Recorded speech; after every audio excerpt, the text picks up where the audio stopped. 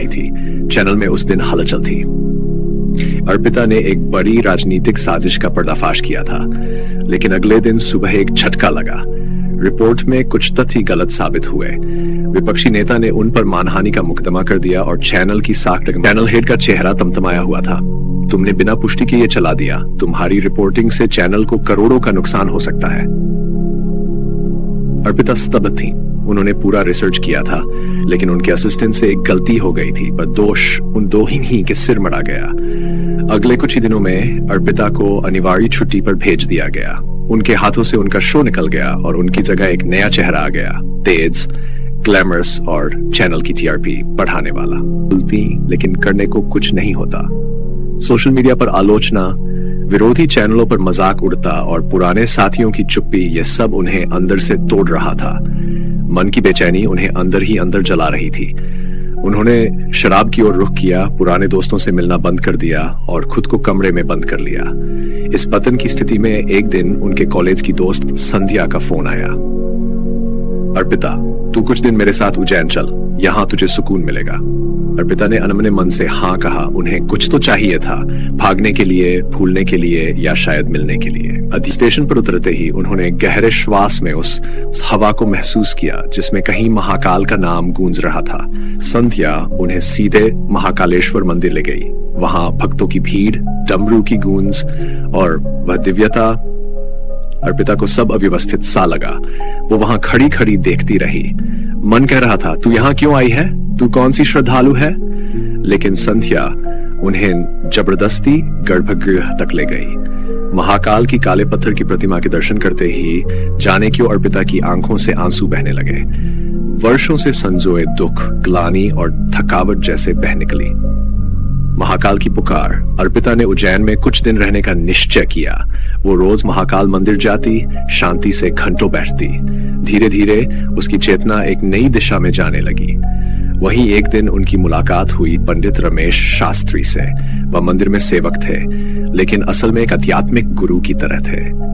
बेटी, मन का शोर बंद हो तो आत्मा का स्वर सुनाई देता है, उन्होंने कहा।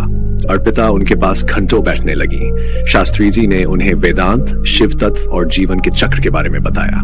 अध्याय 5, पुनर्जन्म की तैयारी। एक दिन अर्पिता ने कुछ महसूस किया। वह फिर से लिखना चाहती थी, लेकिन इस बार न राजनीति पर, न सनसनी पर, बल्कि आत्मा की यात्रा पर। उन्होंने उज्जैन और महाकाल से जुड़ी कहानियों पर शोध करना शुरू किया। उन्होंने साधुओं से बातचीत की, आम श्रद्धालुओं की कथाएं सुनी और एक नई वेबसाइट शुरू की, महाकाल संवाद। यह वेबसाइट जल्द ही लोकप्रिय होने लगी। उसका लेखन दिल से निकलता था और लोगों को सुकून देता था। एक बार फिर अर्पिता चर्चा में थी, लेकिन इस बार उनकी शक्ति थी, न कि सनसनी। अध्याय 6, अर्पिता का नवीनीकरण। दिल्ली के एक बड़े साहित्य उत्सव में अर्पिता को बुलाया गया। उनका नया लेख संग्रह महाकाल की गोद में जिसमें प्रकाशित हुआ था, जिसमें उन्होंने अपनी पूरी आत्मिक यात्रा, महाकालेश्वर मंदिर का चमत्कार और आंतरिक शांति की कहानी साझा की थी। कार्यक्रम में जब उनसे पूछा गया, आप एक बार फिर न्यूज चैनल में जाएंगी, उन्होंने मुस्कुराकर कहा, अब मेरी पत्रकारिता महाकाल की सेवा है। मैं अब खबरें नहीं, भावनाएं लिखती हूं। समापन। अर्पिता उज्जैन में ही बस गई। सुबह भस्म आरती में जाती, दिन में लेखन करती और रात को मंदिर की परिक्रमा। महाकाल ने न केवल उन्हें शांति दी, बल्कि उन्हें नया जन्म भी दिया।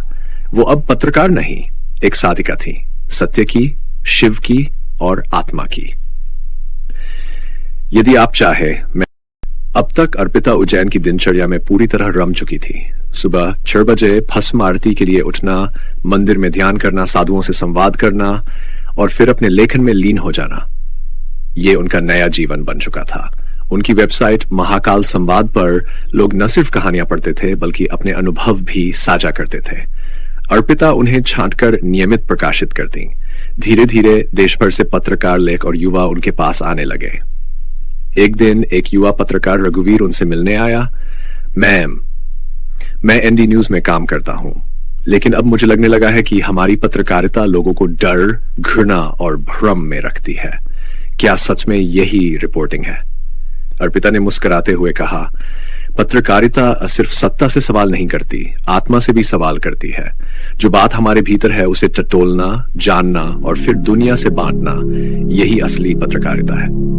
उन्होंने उसे एक कहानी सुनाई, एक वृद्ध दंपति की जो रोज मंदिर के बाहर बैठकर भूखे लोगों को खाना खिलाते थे, खुद भूखे रहते थे, लेकिन कभी किसी से कुछ मांगा नहीं। क्या तुम ऐसे लोगों की कहानी अपने चैनल पर दिखा सकते हो? रघुवीर चुप रहा, लेकिन उसकी आंखों में चमक आ गई थी।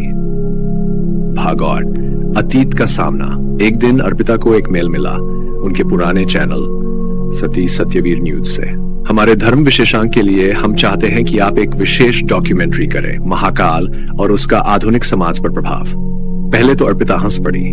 वही चैनल जिसने उन्हें अपमानित करके निकाल दिया था, आज उन्हें वापस बुला रहा था, लेकिन उन्होंने जवाब नहीं दिया।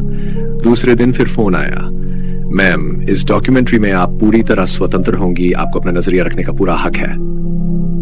इस बार अर्पिता ने कहा, ठीक है, पर मेरी एक शर्त है, यह डॉक्यूमेंट्री सनसनी नहीं होगी, साधना होगी। चैनल ने हामी भर दी। भाग नाइस। महाकाल साक्षात अनुभव सेंट्रल वेल्व डॉक्यूमेंट्री की तैयारी शुरू हुई। अर्पिता ने निर्णय लिया कि वह केवल कैमरे से महाकाल को नहीं देखेगी, बल्कि उन चेहरों से महाकाल को महसूस करेगी जो सच्चे भक्त हैं। उन्होंने कई पात्रों से बातचीत की।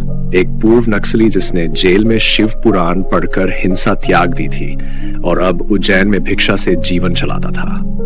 एक विदेशी प्रोफेसर जो वैज्ञानिक था, लेकिन महाकाल में उसकी आस्था इतनी गहराई से जुड़ी कि वह अपना जीवन भारत को समर्पित कर बैठा।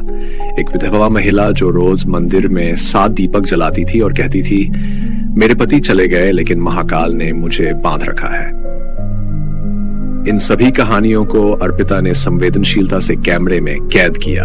महाकाल के दर्शन, आरती की दृश्यावली, नागा साधुओं की मौन भाषा और भक्तों की आंखों का भाव, सब कुछ उन्होंने एक सच्चे श्रद्धालु की तरह दिखाया। भागजीत, डॉक्यूमेंट्री महाकाल समय से परे जब प्रसारित हुई तो देश भर में हंगामा मच गया। ये सिर्फ एक धार्मिक प्रस्तुति नहीं थी, ये एक आध्यात्मिक अनुभव बन गई। टेलीविजन रेटिंग में ये शो शीर्ष पर पहुंच गया, लेकिन सबसे अनोखी बात ये थी दर्शकों की प्रतिक्रियाएं। हम पहली बार किसी न्यूज चैनल पर शांति महसूस कर रहे हैं, धर्म को पहली बार बिना डर, हिंसा और राजनीति की देखा।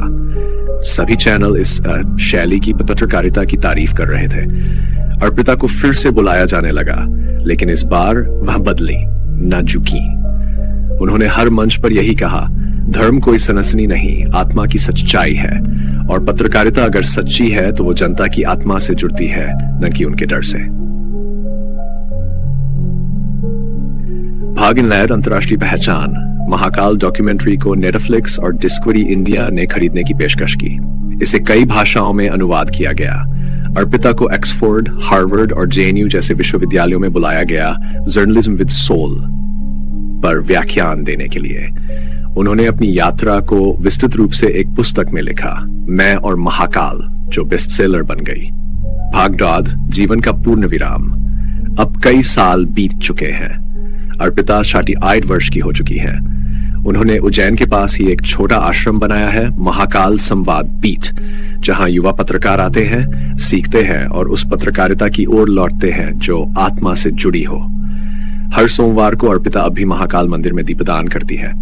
एक शाम संध्या उनसे बोली, तूने क्या खोया और क्या पाया अर्पिता?